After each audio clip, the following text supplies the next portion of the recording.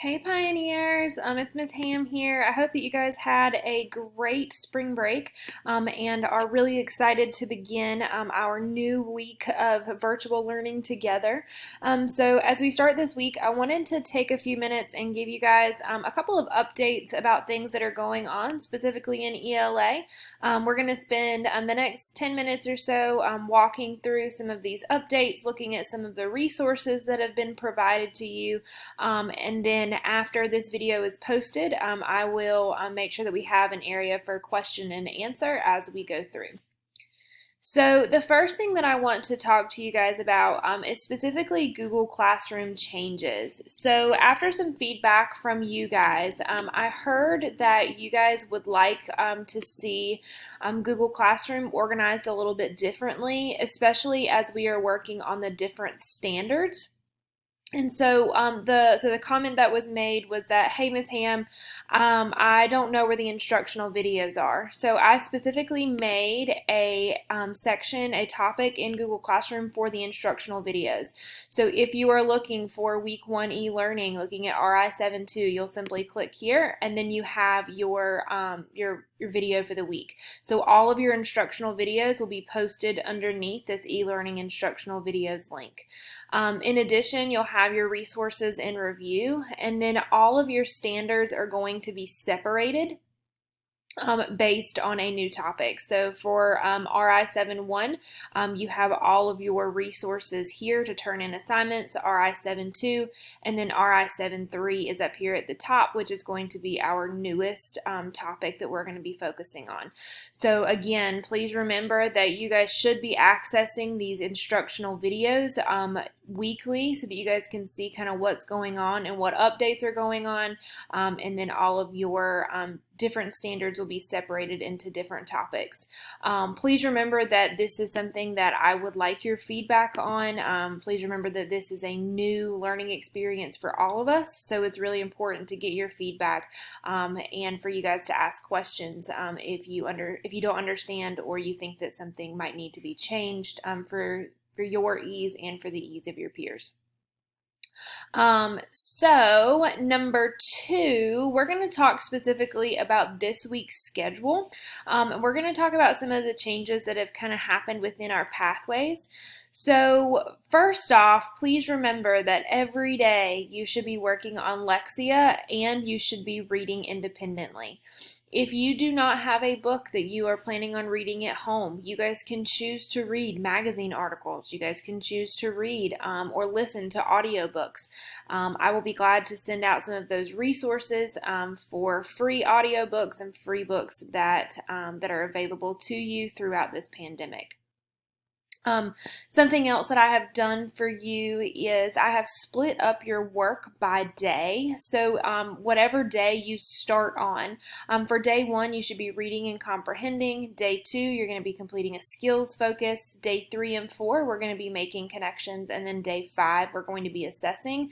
Each of these assignments should take you about 15 to 20 minutes, and then if you look at these activities as well, that should give you about 30 to 45 minutes of instruction for ELA per day. So what I'm going to do is I'm going to show you specifically our website again so that everybody knows where to access that information.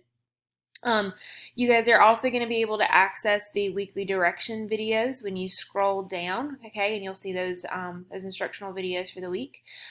This week you're going to be looking specifically at RI 7.3. Okay, and RI 7.3 is asking you to analyze the interactions between individuals, ideas, and events in a text. So here is your weekly plan that I just showed you. When you guys click here, you're going to be able to access the learning resources that are available to you. In order to keep you engaged and really working together, we're going to be doing an hourly tracker this week and a book tracker this week for class reading and for Lexia. So please be sure that you are tracking your reading through clicking on this link. You guys can click here to access Lexia, and I will be updating these weekly.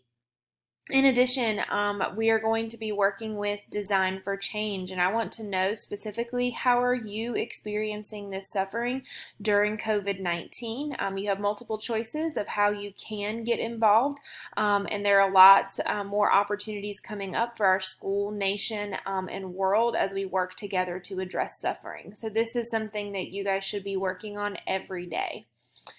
As we scroll down, you're going to see that the pathway is now separated into days as opposed to different learning levels, and I have eliminated the pre-assessment.